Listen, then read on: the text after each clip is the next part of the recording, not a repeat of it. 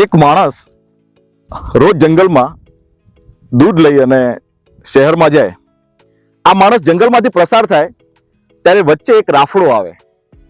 એટલે માણસ એક વાટકામાં દૂધ ભરીને મૂકે, રાફડામાંથી એક નાગ બહાર આવે, દૂધ પીવે અને એક મણી મૂકે.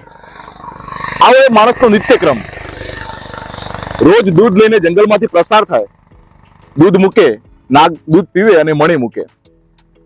માણસ મણી લઈને ઘરે જાય. એકવાર આ માણસને બારગામ જવાનું થાય છે. એટલે એને એવું થાય છે કે નાગને દૂધ વગર મુકાય નહીં.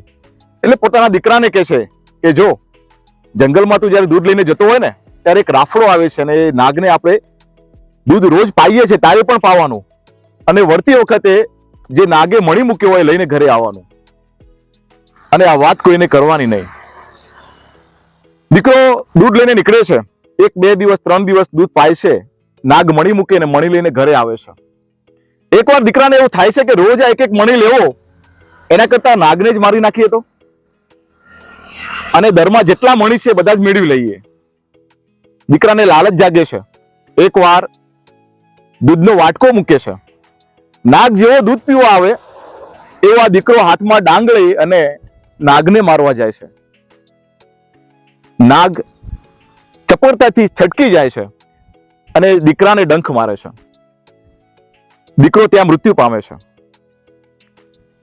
ગામજનોને આ વાતની જાણ થાય છે. દીકરાને ઘરે લઈ જાય છે અને ચિતા સળગાવે છે. બાપ પણ બારગામથી આવે છે.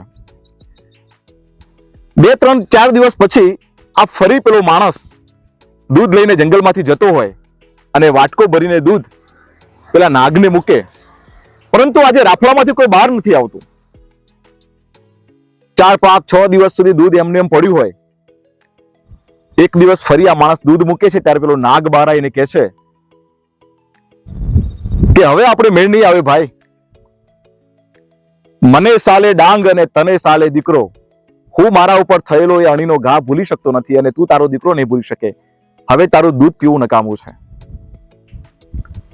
એટલે વિશ્વાસ એકવાર ઉડી ગયા પછી એને લાવવો ખૂબ કઠિન કામ છે. ફરી મળીશું એક નવી સ્ટોરી સાથે. ધન્યવાદ.